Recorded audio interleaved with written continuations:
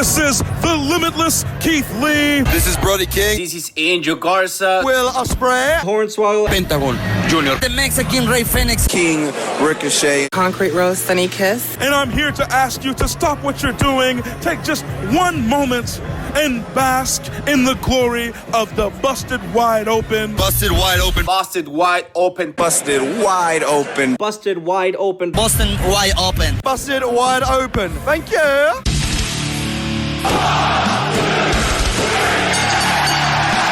You're listening to the Busted Wide Open podcast, dropping the elbow on the hottest topics in sports entertainment and the world of professional wrestling. With your hosts, Nick Howell and Sir Ian Dangerous. Coming to you from the Orbital Jigsaw Network Arena in sunny Southern California.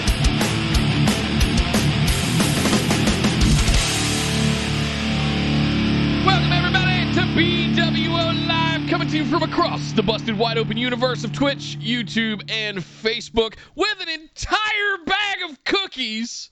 My name is Nick Howell. I'm Sir Ian Dangerous. I'm very jealous of your cookies. Look at them all. They're all different colors. They're like pastels. Is it Easter at your they're house? Pretty. They're like pink and... No, I happen to have a significant other that is a baker, at Blonde Baker Babe on Instagram, if you'd like to order some stuff from her. But no, it's kind of... I was telling you before the show, it's a good thing and it's a bad thing to have a significant other that bakes. I'm really into baked goods. I'm not. As my center section would tell you. I'm Sir Ian Dangerous. Welcome to the show, everybody. I'm not into baked goods because we're here to talk about... Well, we're here to talk about a lot of things. It's the bonus episode. It's not the bonus episode. It's where am I? I'm just looking at your cookies and now I'm hypnotized. We're here to answer questions. It's the mailbag episode. Damn it. So we're here to answer questions that you guys send to us. You can hit us up on patreon.com/BWO or go to YouTube, sign up for one of our reward tiers, and the very basic one will get you access to this. You can ask us anything about wrestling or about anything else. We don't care, and we will answer it right here on this very show, and we had a lot of fun doing it as well. So it's real simple to do. Just go now, linktree.com/BWO. You can sign up for everything right there. Links all over the place. Linktree.com/BWO. Hit it up because we're about to get into the show. We're going to do it right now, Nick. What do we have for this week in the old mailbag? Well, we've got a shitty card for a pay-per-view coming. Oh, that wasn't in the AMA. No, okay. We're kicking things off with old Xander getting in the first position this week. Yes. Says, hey, guys, Nick, I think he might be mistaken of the two of us here because this isn't something that I would normally say. Hey, guys, Nick mentioned that Christian versus Omega kicked 7 kinds of ass. Can you please define those 7 kinds of ass? Thanks, Xander. Yes, the 7 kinds of ass are classically described as left ass, right ass, upper ass, lower ass, inner ass, outer ass, and whole ass. Wow. Those are the 7 kinds of ass. I made it to 44 without knowing that. Yeah. Holy smokes. Okay. I didn't know there were actually... I thought it was just a play on a phrase. I didn't know there were actually literally 7 kinds of ass. Ugly ass, pretty ass, cottage cheese ass, droopy ass, firm ass. There's all kinds of ass, Nick. You know that there's all kinds of ass. You're a 44-year-old man. You know there's all kinds of ass out there.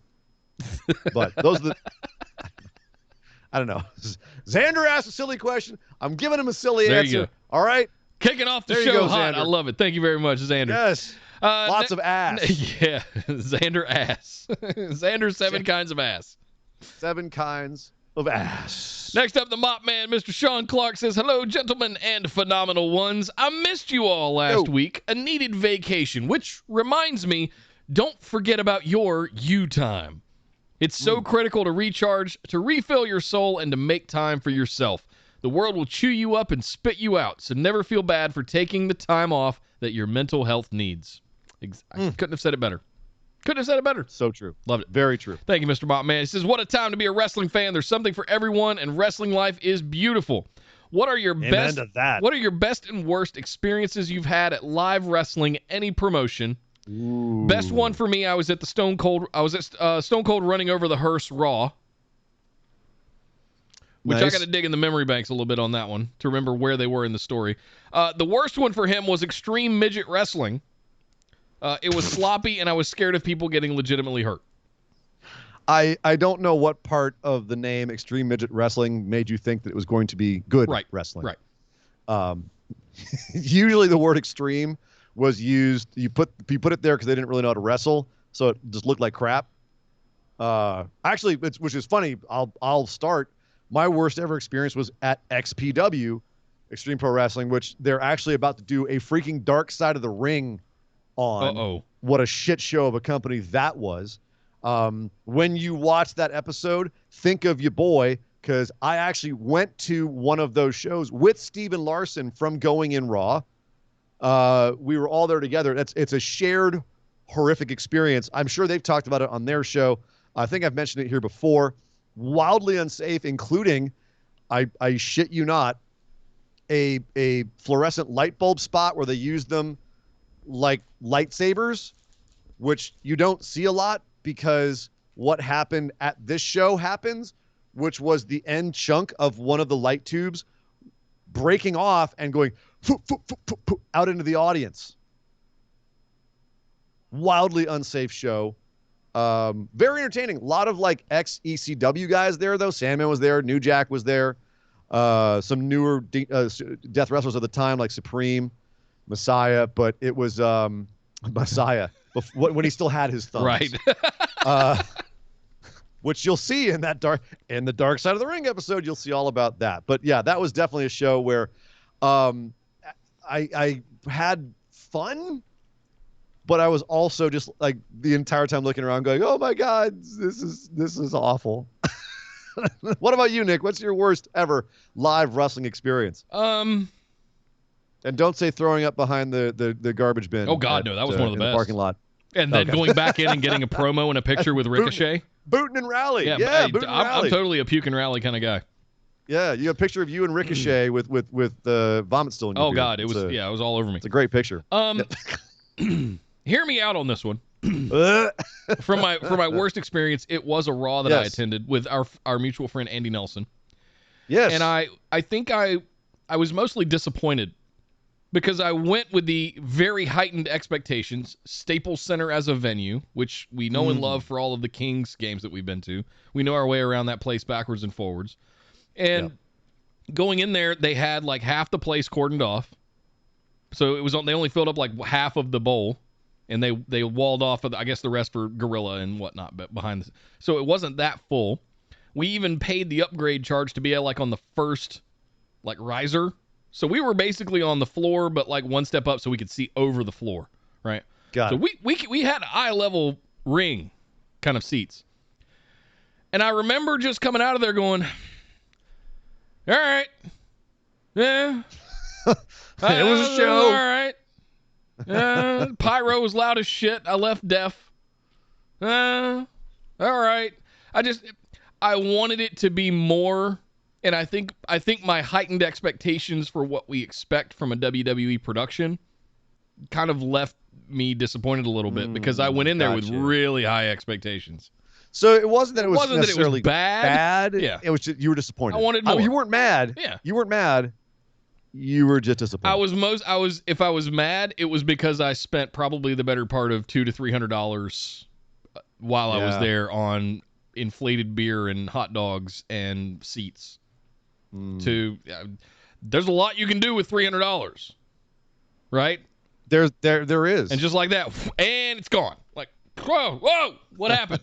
2.5, 3 hours goes by, and you have a couple of beers and a couple of hot dogs, and you're like, what? Where'd it go? Well, what about your best one? What was your best experience at a show? It's hard.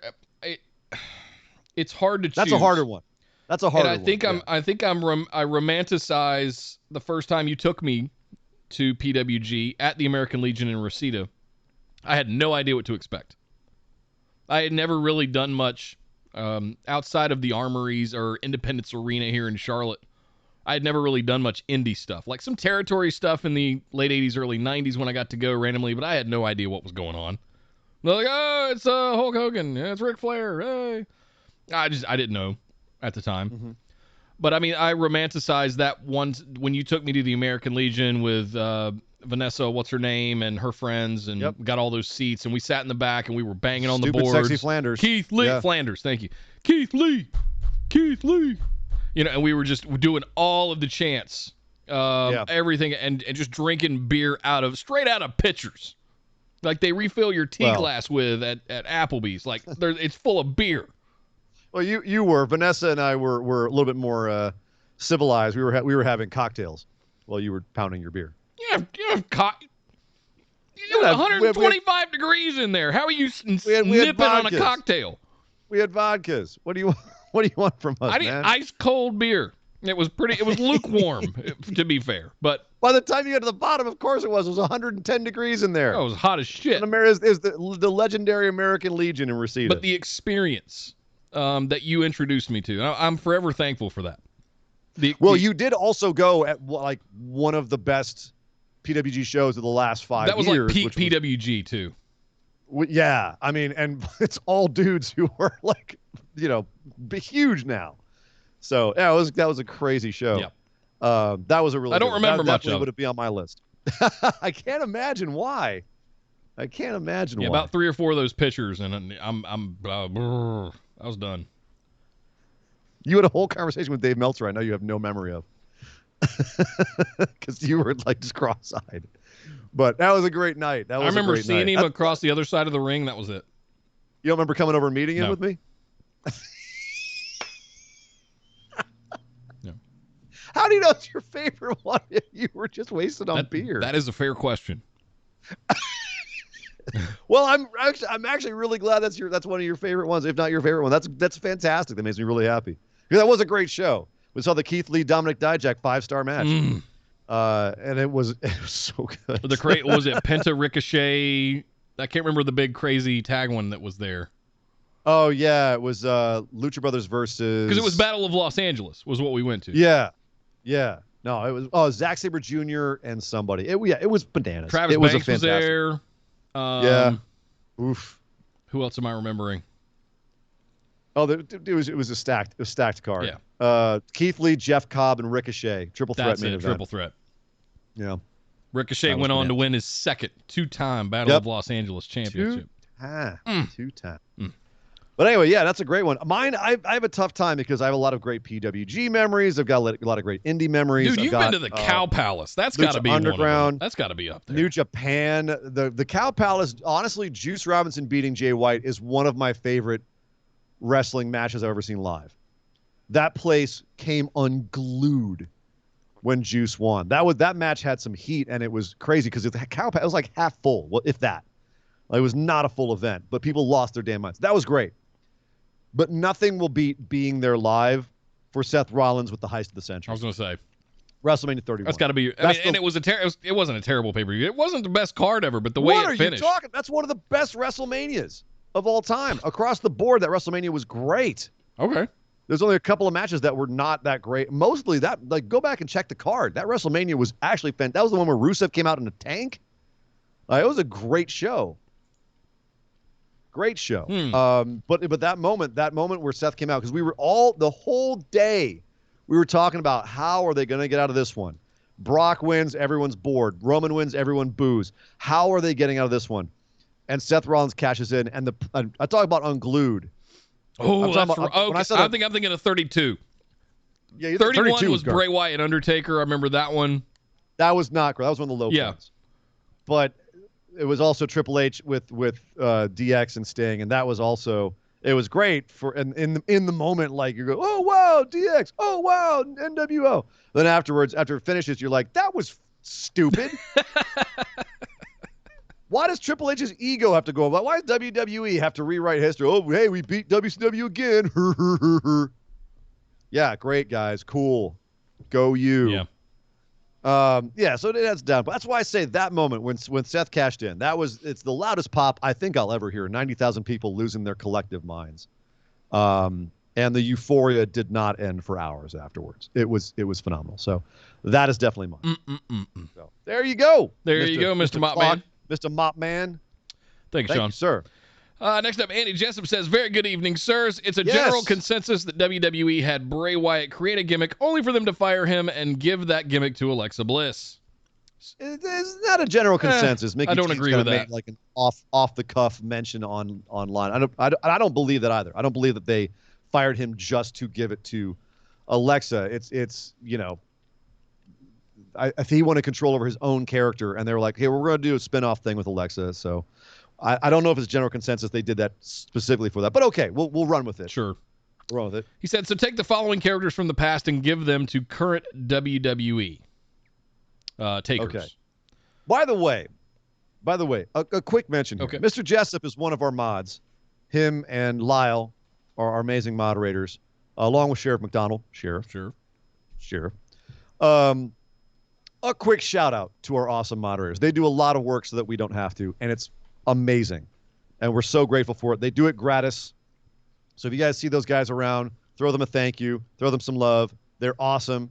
They do it for the love, and we very much appreciate it. And we don't say that enough. Agreed. Well Thank said. you, Mr. Jessup. Thank you, Mr. Frayling. You guys are amazing. Thank you. And Sheriff, so much. thank you. And Sheriff, you know. And I hate you too.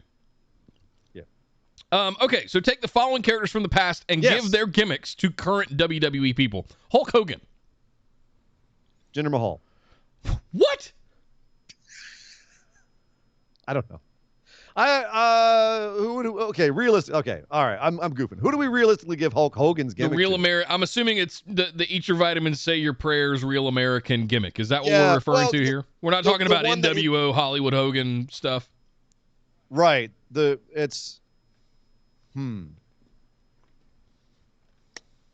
do you give? I mean, you can't give it to Drew because he's not an All-American. Roderick Strong. Seriously. No, actually, or Chad Gable. One of those two.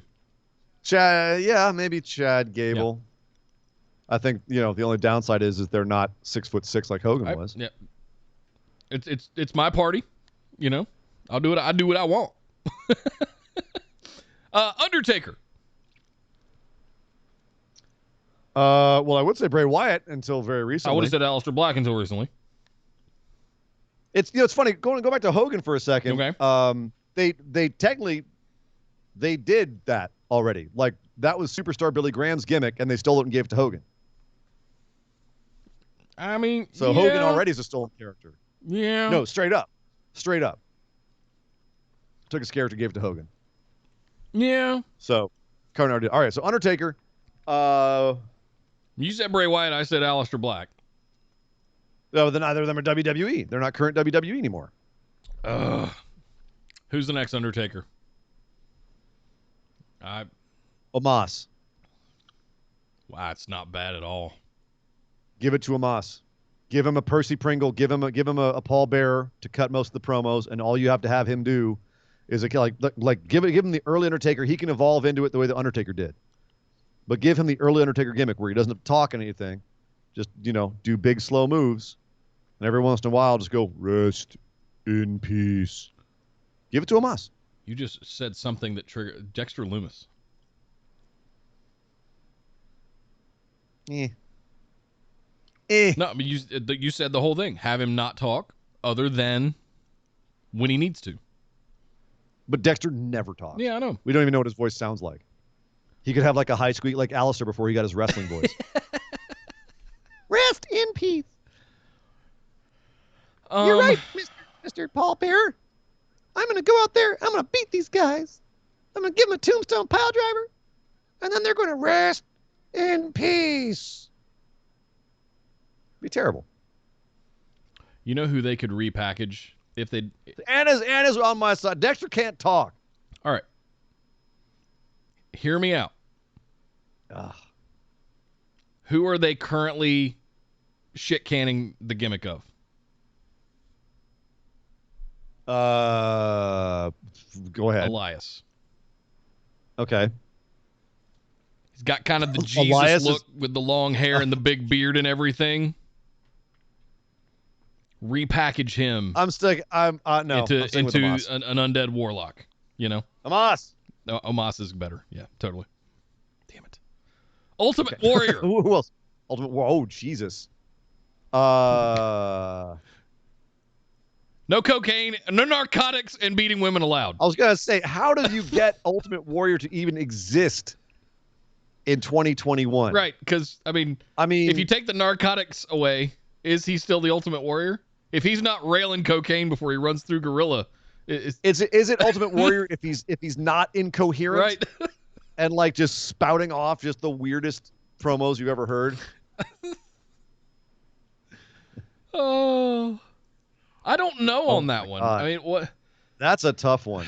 I mean, if you go back and you look at those kind of sketches and images that the Revival were Who's got that showing on their intensity? departure from WWE, it kind of reminded me of like the tassels on the arms and the stuff. Oh no, I've got it. Ilya Dragunov. Okay. He's already halfway there. Yeah. Kind of Right? incoherent ramblings. Yeah. And well, he's coherent. He actually could put together sentences, but he's got the intensity. Yeah. And like the kind of the crazy move. Like all you have to do is shake the ropes instead of like conducting. Right. And he's jacked and loves just getting. He can actually. The difference is he can go, but whatever. It's a gimmick. It's putting the gimmick on him. Ilya Dragunov, Ultimate Warrior. I'll ride with that All one. you go. Junkyard Dog. Odyssey Jones. Yeah, that's a good one.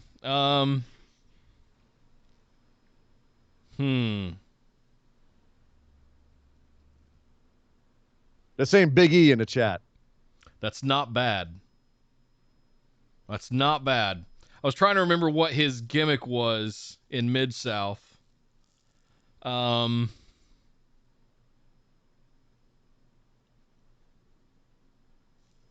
Because his whole thing was he used to work in a wrecking yard, a salvage yard. Right. Junkyard Dog.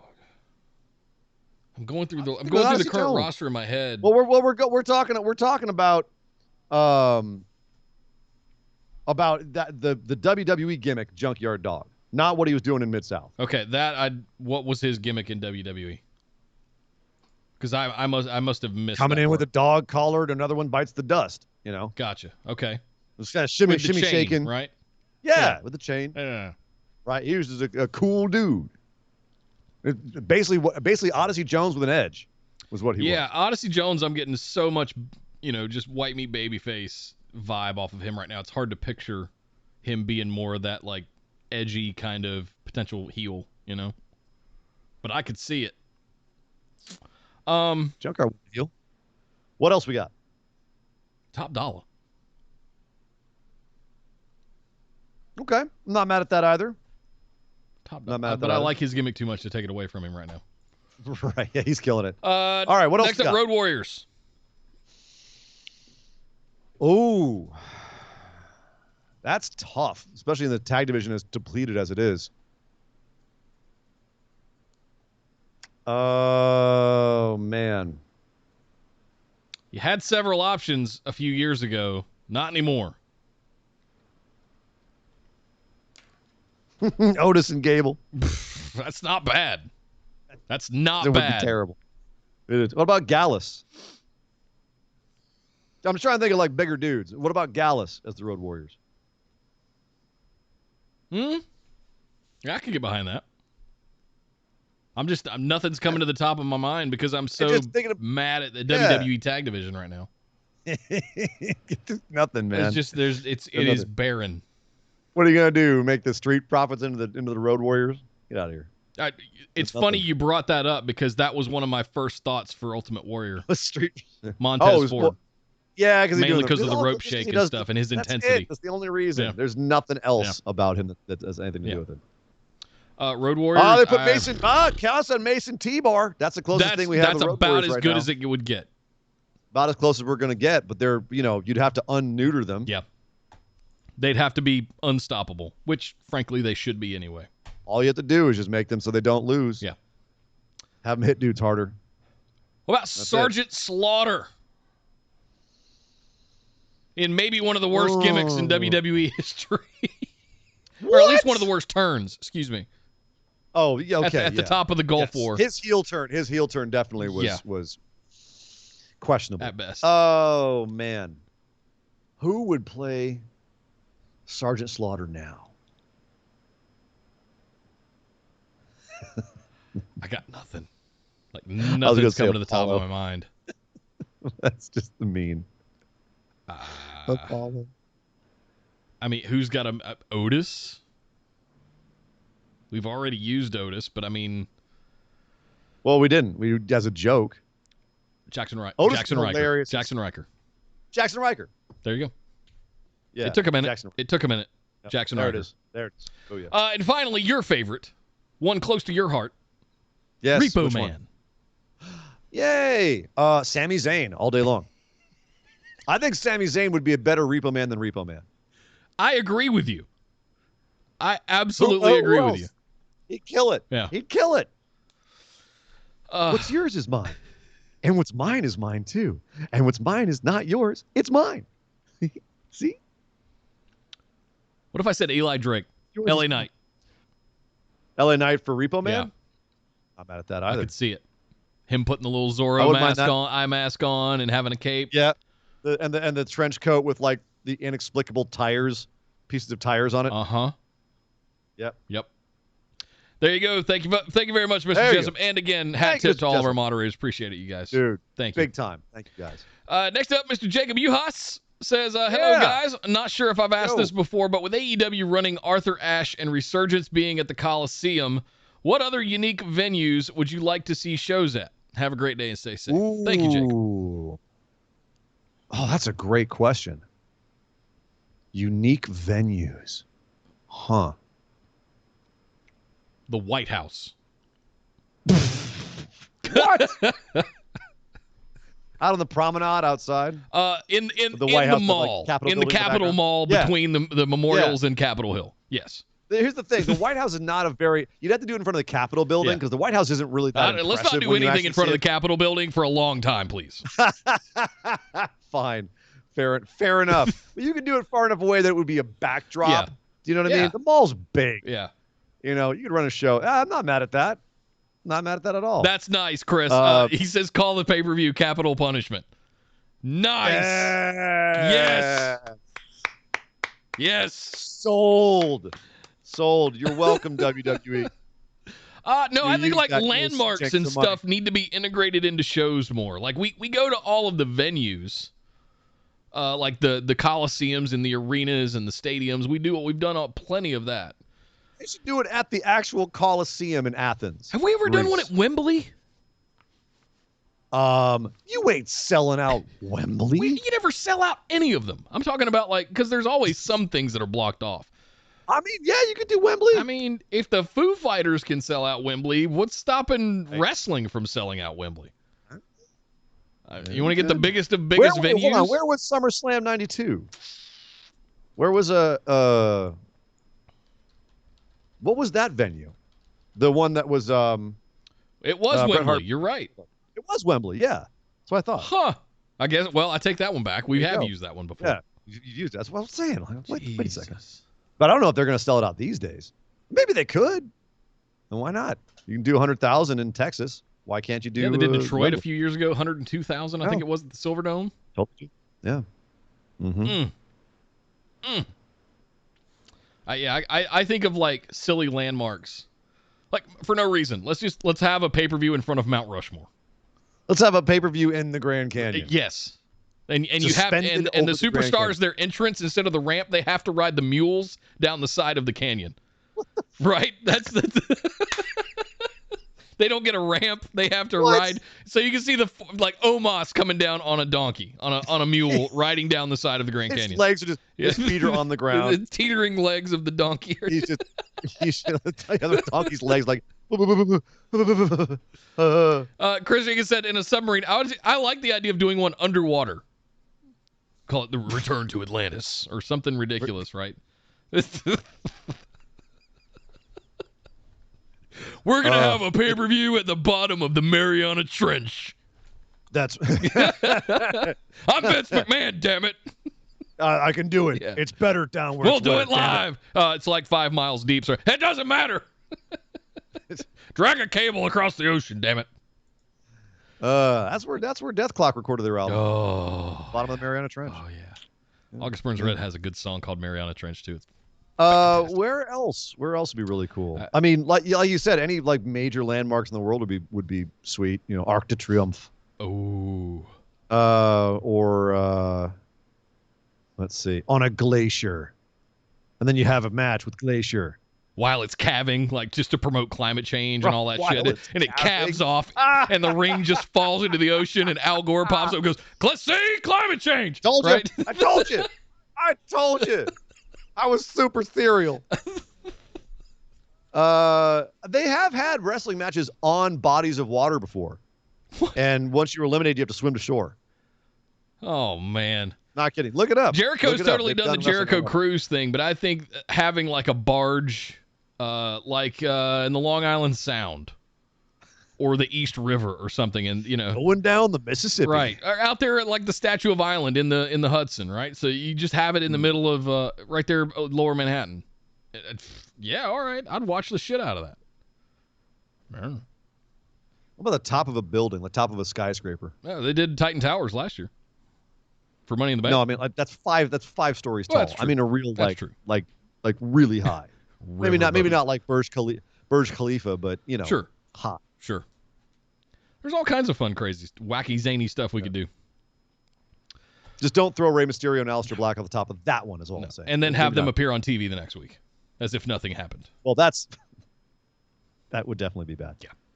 Thank you, Jacob. Next up, the BWO Thank you, Grand Patron Pick'ems champion, Mr. Rob Hutchins himself, will be defending this weekend across TakeOver 36 and SummerSlam. Good luck to you, sir. Says, hey, guys, one of your answers on mailbag number 94 last week's got me thinking. You were talking about special effects prior to digital effects and the DIY nature of people figuring out how to make special effects. Now, I'm not a movie guy, but I love the how-to stuff. So what are the best non-digital effects you can think of? And what are some movies I should check out that have amazing non-digital effects? Many thanks. Anything. The Thing is the first one that pops in my mind. Anything done by Rob Bottin, who's the guy who did The Thing. He also did The Howling. Anything done by Rick Baker, the guy who did American Werewolf in London. Anything done by Stan Winston. He's the guy who did The Terminator, Predator, Pumpkinhead. Winston's the top one for me, yeah. Winston's your guy. Yeah. But he did a lot of like mobile prosthetic effects and like half puppetry. Whereas you got guys like Bottin is my dude. Where I'm like the shit that guy pulled off for The Thing. He almost killed himself, not literally, but like just from working so hard on The Thing. And that's definitely one that like in terms of sheer creativity and the amount of crazy shit he got on screen at once and different techniques used to achieve that. That's one of the high watermarks for me. Yeah. But they had actually he and Baker had dueling werewolf transformation scenes with American Werewolf in London and The Howling being in production at the same time, and they both knew they were going to do a major werewolf transformation, and so they were like, mine has to be awesome. And I think historically everyone thinks that the American Werewolf in London one is the better one, and I tend to agree because it was done in full light, whereas the Howling one is done in half shadow. That's a good point. Yeah, I hadn't thought about that. And he does just a lot. They do a lot more like full body stuff with the American Werewolf in London one. And Bottin's is great in The Howling. It is a really cool one and it's seminal, but American Werewolf that definitely takes the cake. Yeah. And it's actually he's the guy who also worked on Thriller, and he was hired for it because same director.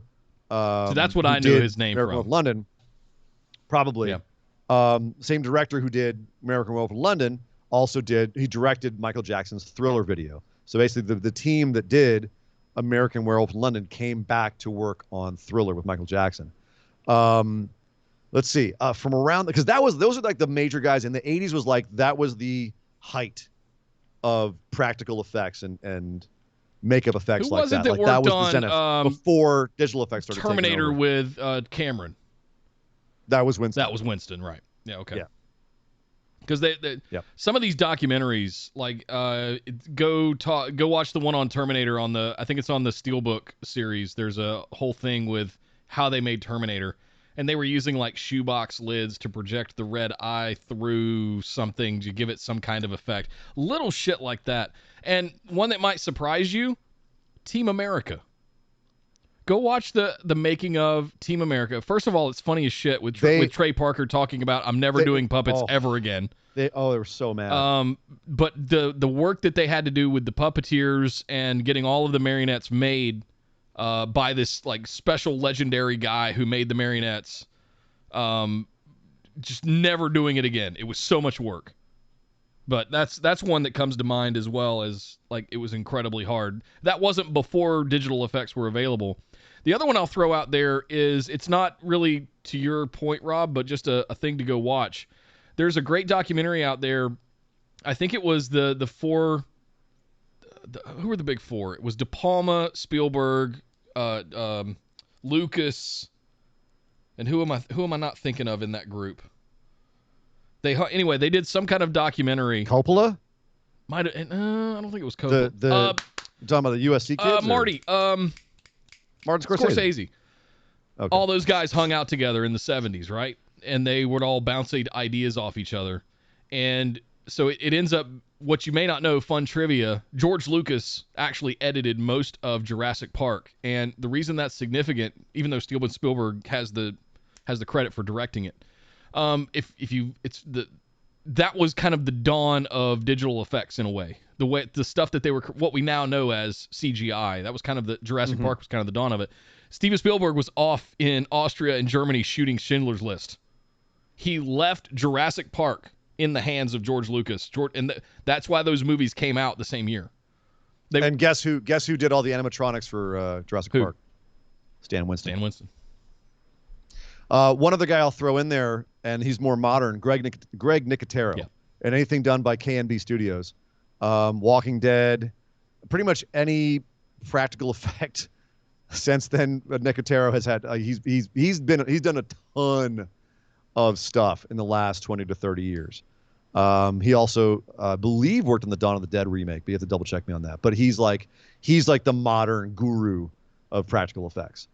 But yeah, basically, I was going to ask you, who was Romero's guy on all the Dead series? Tom Savini. That's Tom right. Savini. That's the name I was trying to remember. And Savini was kind of the god of practical effects. Him and Dick Smith, who did Exorcist, and did some incredible. Like, I had no idea that he did like aging makeup in that. You know, like, you can't even tell. Wow. His makeup's so good. But so Savini was more of like the horror movie guy in the 70s. He was pretty incredible. Nice. So there's a whole bunch of suggestions Savini's for still you, around. Rob. If you don't know who Tom Savini is, go watch From Dusk Till Dawn. He's the guy with the dick pistol. Yeah. Yeah. That's Tom Savini. Nice. He also actually remade Night of the Living Dead in the 90s, and it's kind of slept on. He directed it himself. I personally think, as a film, it's a better movie than the original. Wow. Like, the original, it's a classic, but the remake is just a better film. Yeah. Hot take. Yep.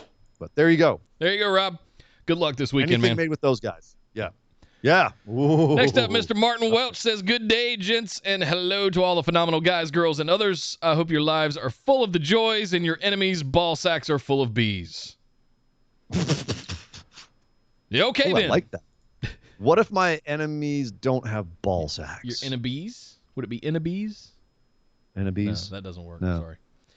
That's like enemas, but with bees. After losing the Impact title to Christian, Kenny comes out on Dynamite this week and calls out every title holder for every company in the world, saying, I don't care if you're Ring of Honor, New Japan, NWA, or any other champ, I'm coming for you because I am the belt collector. Who comes out to face him? Who wins? Has to be a champ, and for their title, not one of Kenny's. Wish you all love, peace, love, and fried chicken. Booby EST Chief out. See you all in Discord on Saturday to witness the start of my defense of my title. P.S. Suck it, Jessica. He put a lot of P's at the end. Here's the thing. Anyone comes out and challenges Kenny. Kenny's the belt collector. The whole gimmick is he's taking belts. Yeah. No one should be taking Kenny's belts. No. Unless the belt collector reign is over. Yep. Even Christian, like he said, like I like the idea of him getting it back off Christian in a few weeks. So kind of like what they did with Cody and Nick Aldis, right? Yeah. And that didn't tarnish Nick Aldis's reign. No. You know, It's mostly forgotten about. It was a nice moment. Yeah, it's mostly forgotten about. The moment that Cody won it was great and all, but you know, we're now realizing that was a very typical Cody moment. Cody moment. Sasha Banks.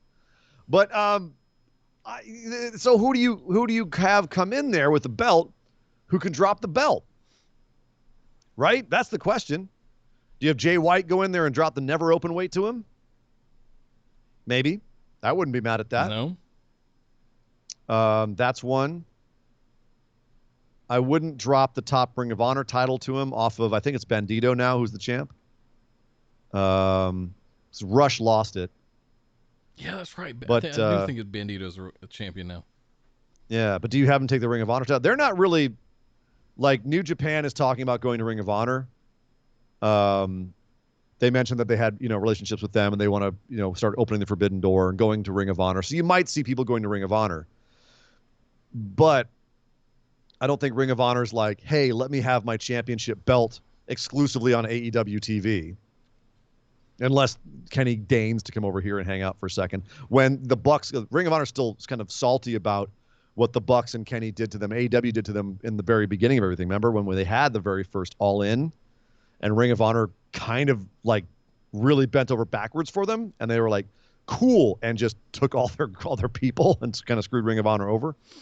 I don't know if they're cool with AEW yet again.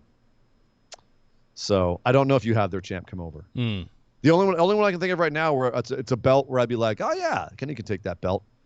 Tanahashi for the U.S. belt, Jay White for the Never belt. I absolutely want to see Nick Aldis, Kenny Omega. I would just put that NWA. in my eye holes. But does Kenny go over to NWA and work some matches? Sure. Like, why not? Yeah. He's at the top Kenny of his career. is a guy. I mean, Nick Aldis is like, the problem is now is Nick Aldis has the reign it's so long. It's like, who takes it off of him? Kenny could take it off of him. And that would be legit to dethrone him. That would be legitimate. Yeah. Like, if Aldis wants to keep his legacy intact, you have someone like Kenny Omega take it off of him. Yeah. Keeps be mad at the that. level of prestige on the title, too. Yeah. But then it's just like, smaller companies, AEW's doing them a favor. MLW, Rev Pro, or whatever. Does Ospreay come to AEW and defend his Rev Pro title? Oh, he still has that, too? Yeah, he's still the champ. Wow. He just, I thought Zach got it back. He just booked a match coming up pretty soon for it. Huh. Okay. Yeah. And my number one would still be probably the Never or the U.S. title from New Japan. Would be another belt he could collect fairly easily. Tanahashi is the U.S. champ now. Tanahashi could very well come over and challenge Kenny Omega. And, I mean, they have history, so, I mean, they do. That sells itself. Again, I don't know if New Japan's going to want one of their belts on Kenny Omega. He's kind of also screwed them over. Yeah. But if things are thawing, maybe. But those to me seem to be the most ripe for picking. Yep. There you go, Martin. Next up, and good luck on your quest this weekend. Yes, for the boobies. Next up, the Mullet King himself, Mr. Brandon Monroe, all the way from Australia, from down under. Yeah. Says, hey, great ones. I've got a wrestling lightning round. Would you rather? Uh-oh. I love God. lightning rounds. You know what that means, I love Ian. lightning rounds. Oh no. Oh, you know what that means. This isn't lightning round is the Bumblebee. Flight of the Bumblebee. Oh, that's right. Hang on. This is for intense. Stop that. Oh, God. Okay. This is better. There we go. That's better. Lightning round. Yes. Would you rather shoot fight with Brock or Haku? Oh, Jesus. Brock, because I don't feel that he would act like he might break an arm or dislocate his shoulder, but he wouldn't he wouldn't pull out an eye or rip out my lower jaw like Haku has a reputation for doing. Yeah, I would eat that F5 and just lay down. Yep. I'd be done. I'm cool. Where's my $1 million? Haku will pull out your eyeballs. Yeah. And there's stories of him popping out dudes' eyeballs and like putting his hand in some dude's mouth and ripping off their lower teeth. No. Okay, lightning round. So, yeah. Sorry, Brock. Brock, definitely. Promo off with Samoa Joe or John Cena.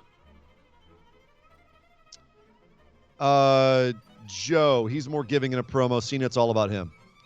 See, Cena's just going to call me a couple of names and, playground stuff, and I'll just be like eye-rolly kind of stuff. Joe would actually make me piss myself. And I don't want anything to do with Samoa Joe. No. Lightning round. No. I'm Joe. Yeah. I'm definitely Cena. Join the Bloodline or the Super Elite. Oh, God, Super Elite. They're having way more fun. Bloodline has got Roman Reigns breathing down my neck all the time. Yeah. Super Elite. Roman Reigns no. Super Elite. Super kick. He's trying to gaslight me all the time and telling me, like beating me up, sending me out to get my ass kicked. Yeah. Super Elite. They're partying. Yeah. I get to wear dangly earrings.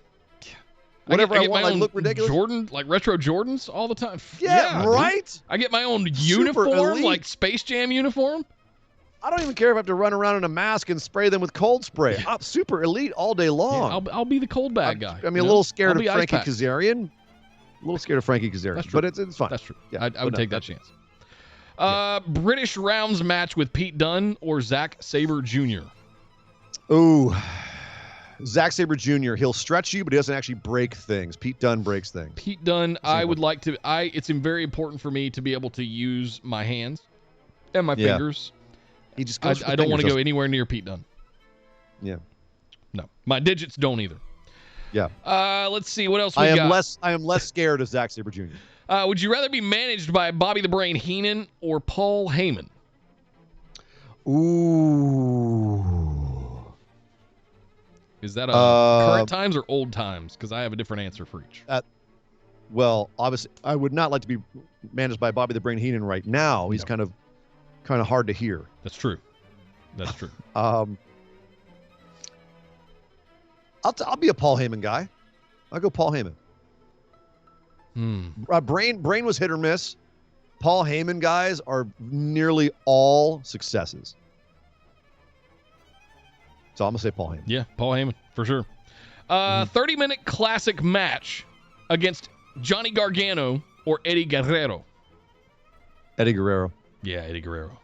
Just for the feels. Oh, yeah. Totally. Gargano would be a good close second, but I definitely... He's no Eddie Guerrero. Sorry. Death match against Nick Gage or Jon Moxley. Oh, God, Jon Moxley. Jon Moxley.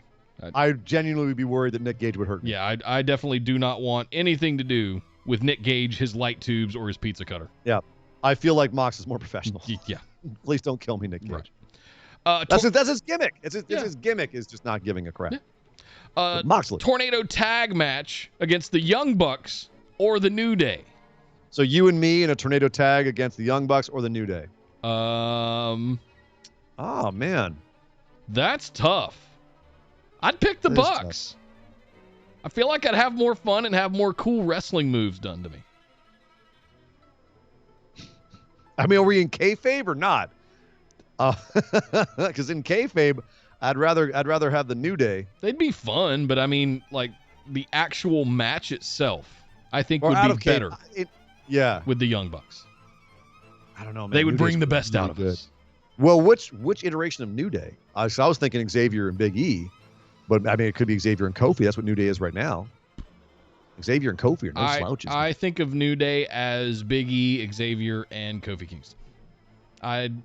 Whatever it is right now. So that's a Texas tornado match. Yeah.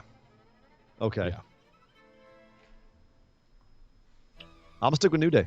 You can go Young Bucks. I'll go Young Bucks. Lightning round. Tag with Riddle or Randy. Oh, Riddle. Riddle. All day. Riddle. Randy will just way RKO me more out fun. of nowhere, and He's it's gonna just hurt not me. fun. It's not fun. Never know when he's gonna turn on you. Yeah, ask Come Riddle on, last man. week. Can't trust It's not fun. Yeah. Can't trust Riddle. No. Can't trust. Bullet Club leader, the Phenomenal or the Prince? I don't understand this one. Bullet Club leader, the Phenomenal. AJ Styles. Or the Prince, or Belt Collector, or King Switch. Kenny Omega or Jay White. Which Bullet Club leader do you like the best? Which Bullet Club Kenny leader? Omega. Okay. Prince Devitt. Yeah, the original. Go from a classic. That was it. That's it. Nice. Nope, not chicken. There we go. Woo. Fat Chicken, fingers. chicken. Fat fingers. Chicken. I'm hungry now. Thank you very much, Brandon. Appreciate it, man. Goodbye and good night. Bang. Thank you, sir. Bam. Thank you, sir. Next up, Jay Reyes says, hey, guys, what's up? Had a few more names and list for what wrestlers would have which theme song from a popular band or artist for their theme. I thought of Biggie's / Notorious B.I.G. song, Kick in the Door.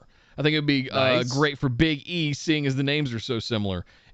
In the drop in the beginning of the song literally says Biggie, as the sample flips into a hard-ass version of I Put a Spell on You.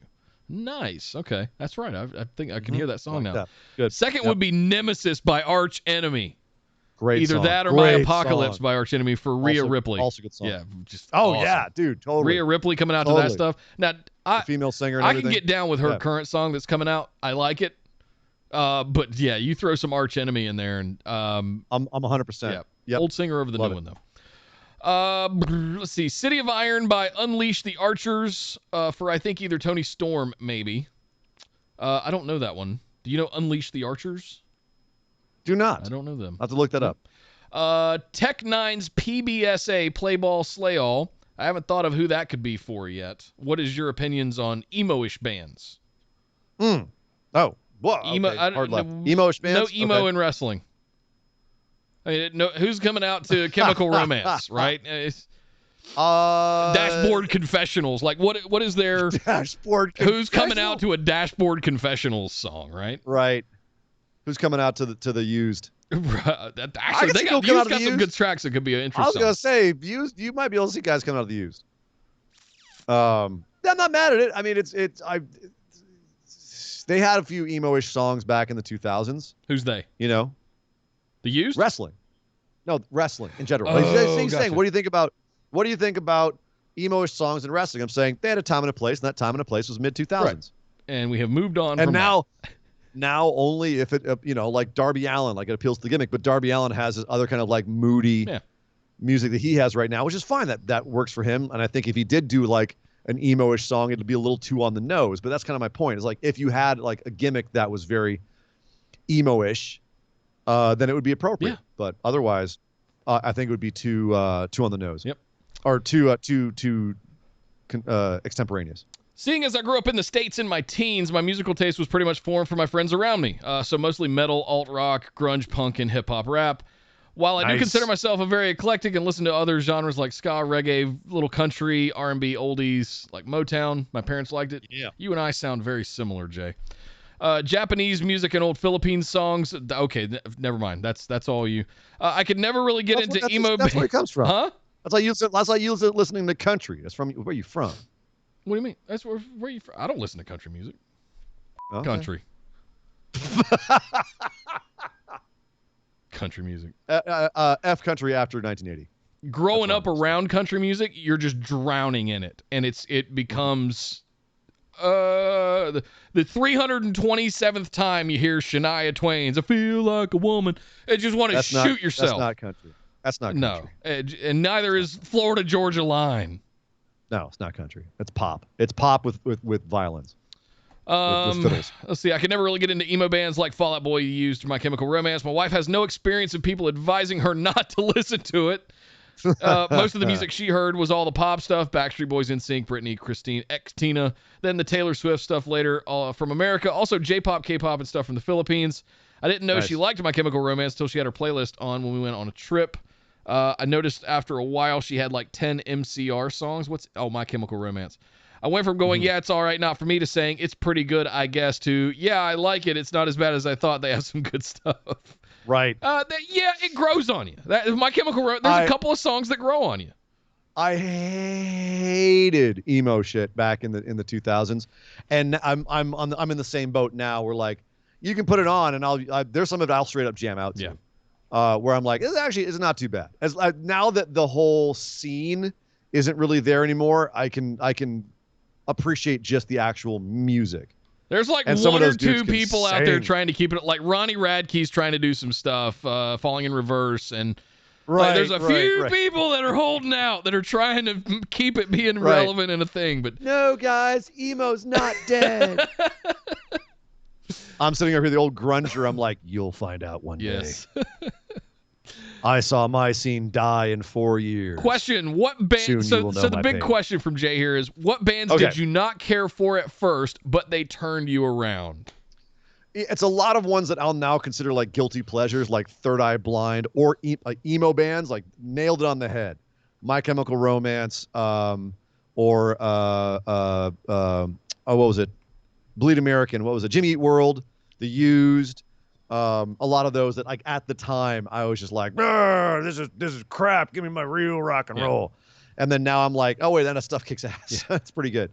Kind came around a lot of that. But like Third Eye Blind, that kind of, a lot of like the 90s stuff that I thought was too pop at the time, and now I'm like, yeah, that's actually pretty good. What about you, dude? What ones have you come around on? There's one that oh my God, and I'm just completely blanking on the name. They had the hit song that they had was Diary of Jane. Look it up. I know what you're talking about. Oh, come on. Who is Breaking Benjamin? No, I can't go there with you. Okay. Well, hear me out. I never came around on that. Go back to their first or second album.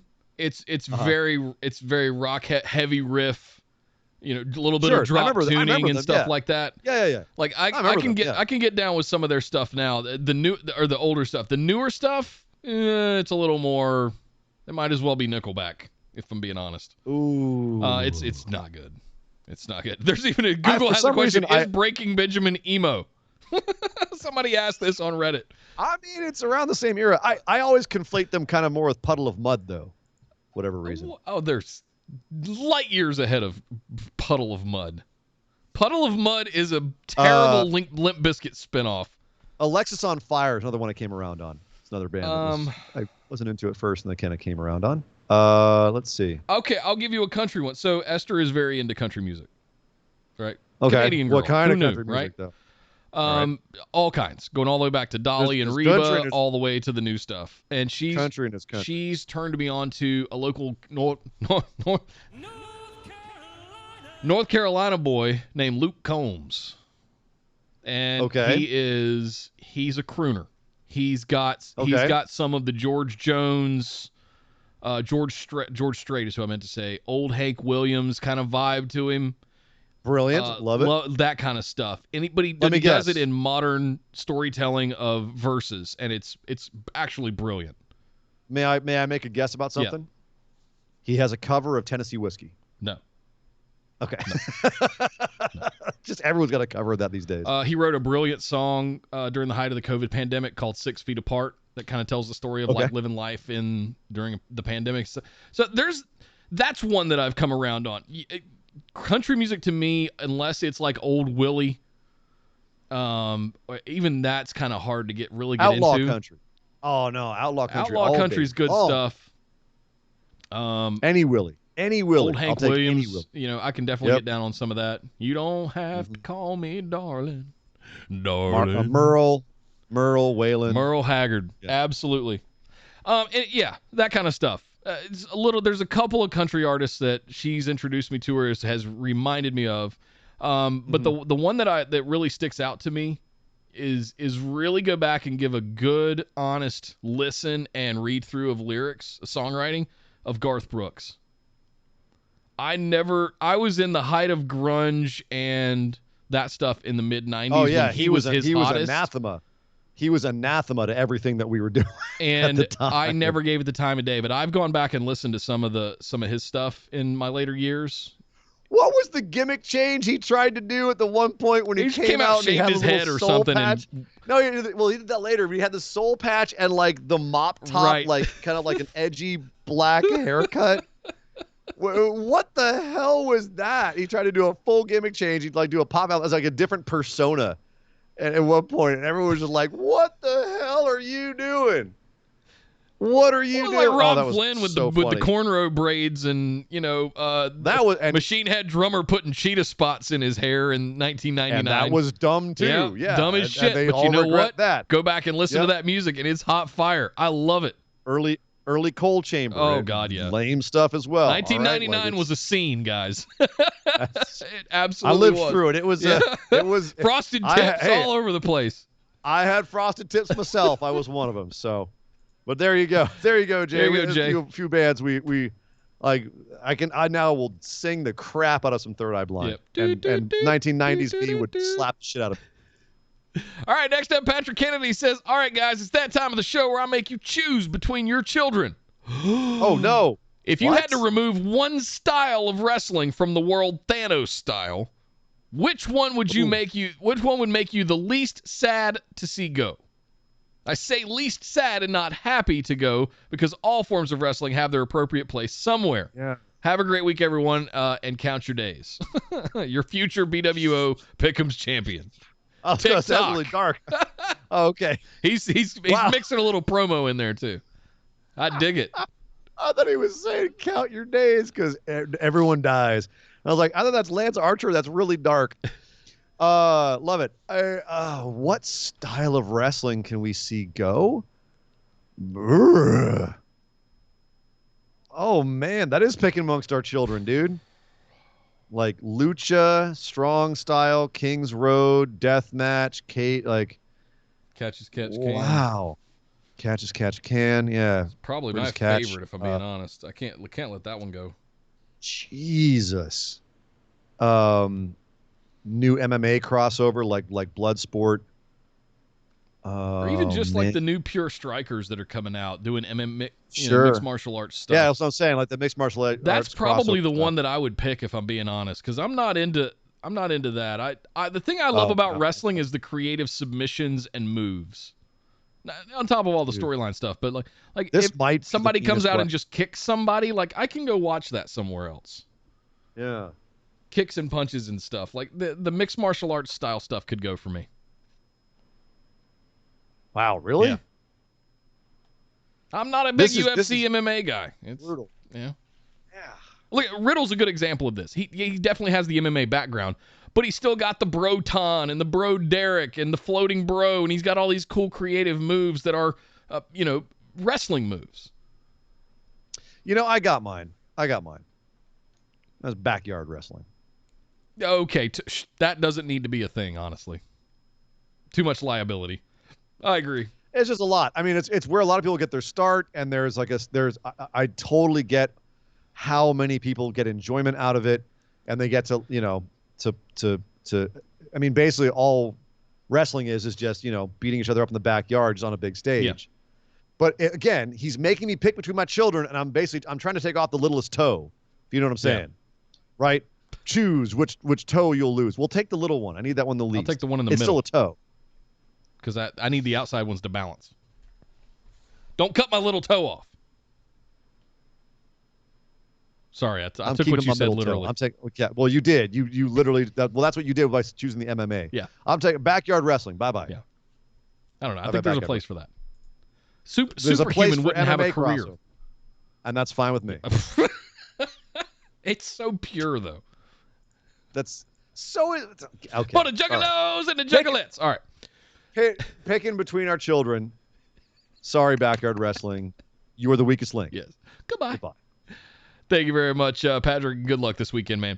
Next up, Brian Average says, greetings and salutations, gentlemen. As I sit here with my wife at some tavern in Vermont and the Alchemist Brewery just down the road. Heady Topper and Focal Banger. Topper, yeah! Eddie Topper! Heady Topper. Oh. Quick side You note say before fecal banner or focal banner? Fecal banger? Focal Banger. That sounds. Oh, okay. Yeah, not Way Fecal Banger. Oh, Much God, no. tastier. No, that's Yeah. a specialty site that you don't want to go to. Made with moose No, dung. do not Google Fecal Banger. Do not. Do not. Quick Especially when your aside, mom's around. Yes. every Friday, the guys from Machine Head put on a live thing. They call it Happy Hour or whatever.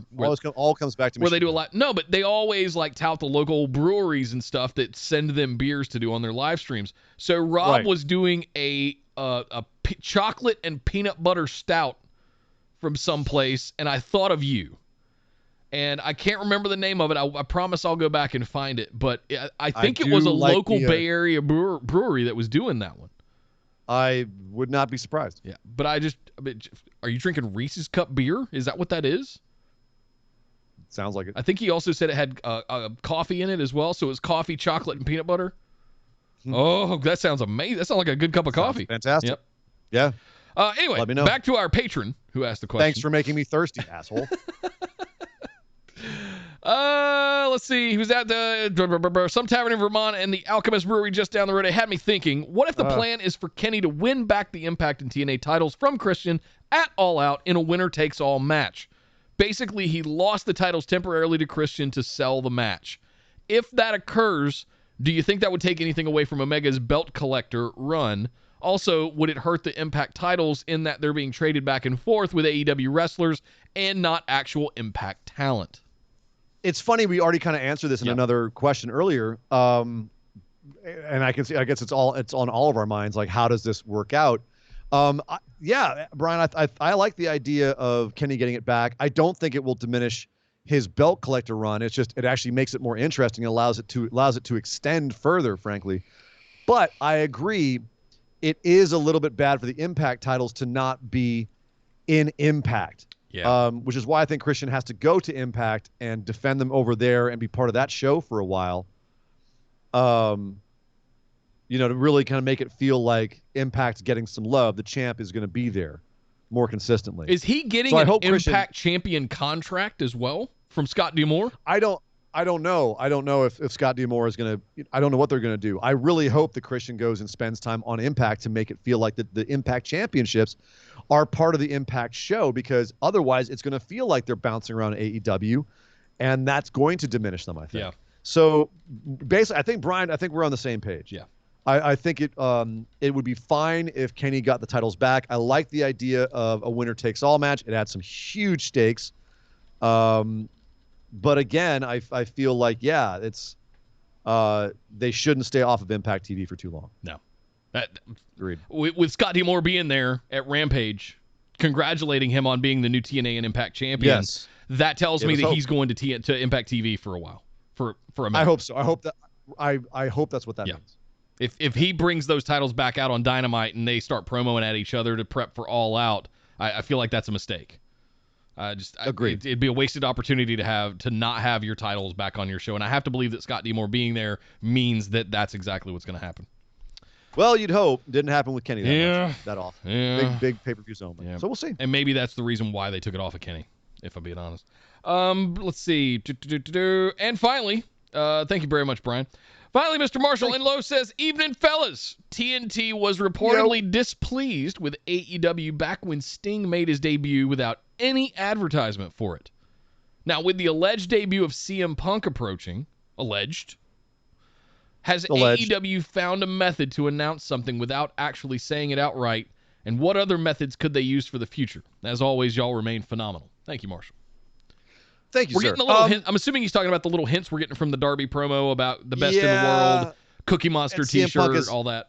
Yeah, and right, exactly. They're throwing all kinds of like little signals out there because they know wrestling fans are gonna catch those things, and they've got CM Punk is out doing interviews, and they're asking him like, what's up with this going to AEW stuff, and he's like, I don't know. He's like, actually, I'm going to be in another state at the Heels premiere on the night. Right. So I don't know what people are talking throwing about. Little things out there.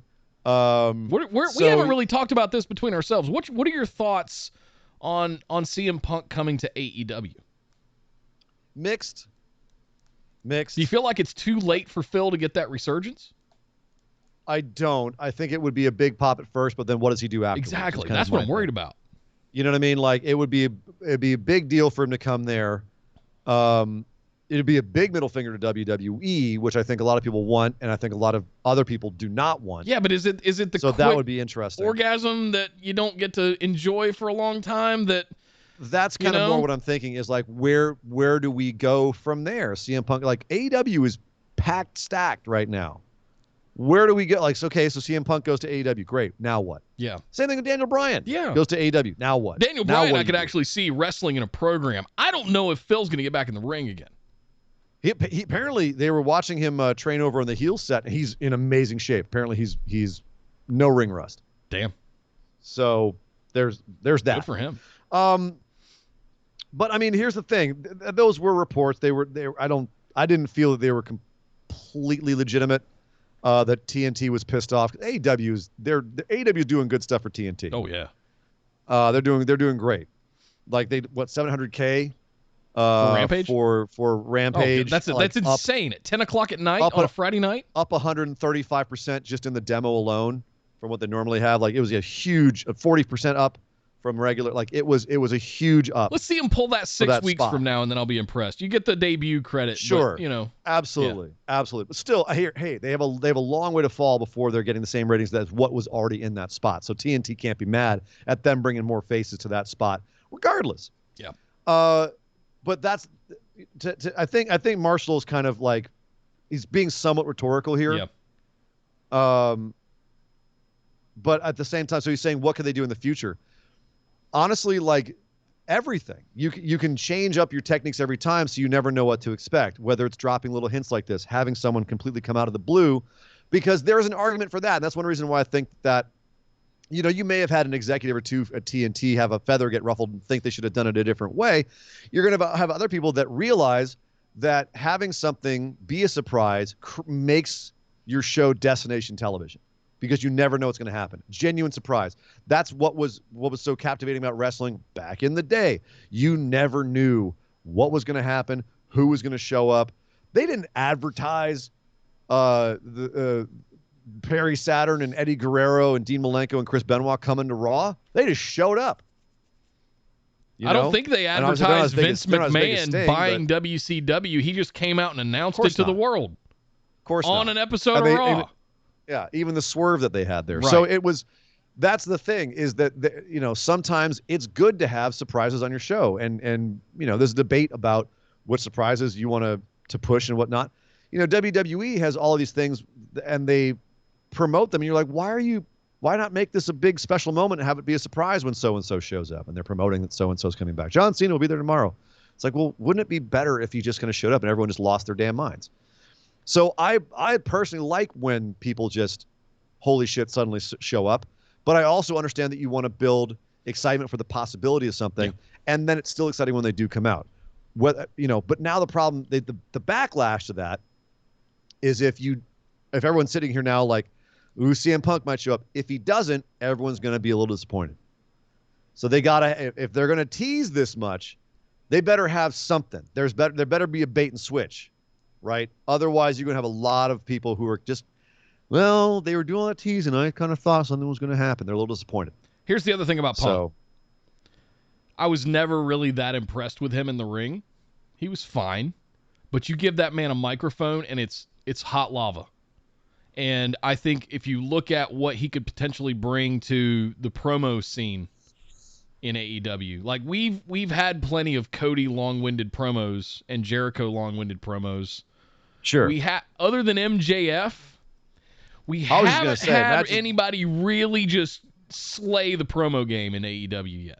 Imagine CM Punk cutting ones on MJF. Two of them going back and forth. That's just going to be a war. That's the kind of stuff I think. I don't think about what kind of dream matches are we going to have with CM Punk in the ring. No, I think about mic battles. Yeah, CM Punk, I agree. I think more about mic battles, and Daniel Bryan's the one I think of for dream matches. Yeah. Imagine Daniel Bryan comes over to AEW and Ospreay rolls through. Bryan has been saying Ospreay is like one of the top guys he wants to face. Sorry, Nick. I know your nipples are still sore from all that stuff earlier. My T-shirt has rubbed them raw at this point from all of the New Japan resurgence talk earlier. I'm so excited. So excited about the Forbidden Door talk. So excited. And speaking of which, that's the end of the mailbag. That means I get to go watch Resurgence now, so I'm very excited about that. You've got to go watch it. Thank you very much, Marshall, for closing us out there. Thank you guys for all of your questions this week for the BWO Patron Mailbag. If you'd like to get your questions in, you can head over to patreon.com/BWO. All you got to be in is that $5 tier. And hey, if you sign up this week, that means you can also compete in the BWO Patron Pickups Championship happening this Saturday for SummerSlam and Sunday for NXT TakeOver 36. We will be doing the Grand Patron Pickups Championship format again, where you pick for both cards to be able to compete for the Grand Championship, the overall points winner for both shows. So heads up, if you're not check your Patron membership. If you're not a member, if you're not signed up, make sure you get yours signed up this week so you get access to the forum as we head in to SummerSlam weekend. SummerSlam is this weekend, guys. SummerSlam is this weekend. Holy smokes. We've got another big 4 pay-per-view to score and another round of the Pick'em Championships to do. So more on that on Friday, the Friday show. When we get to that information, the forums and everything will likely go out. Oh, God, we got the show on Saturday. I got to figure all that out. When am I going to set all the forms up? We don't even know the final match cards until Friday night. Friday night, Saturday, Sunday. Yeah. I'm going to be up late on Friday nights to get those out to you guys once we know the final numbers, or final matches, I should say. Yes. But anyway, guys, linktree.com/BWO for everything else. All the social medias, like, follow, share, subscribe, do all that stuff. Please spread the word about Busted Wide Open. It helps. We appreciate all that you guys do. Sign up for Patreon. Head over to BWOmerch.com to pick up some cool merch for you guys. You got coffee cups, t-shirts, hoodies, all kinds of good stuff over there. But until Friday, until next time, my name is Nick Howell. You can find me on Twitter at DataCenterDude. And I am Sir Ian Dangerous. You can find me on Twitter at Sir Ian Dangerous. But my God! Would somebody stop the damn match? This show is part of the Orbital Jigsaw Network. For more episodes, subscribe to us on iTunes, Google Play, or Stitcher Radio. For details and show notes from each episode, check us out, orbitaljigsaw.com.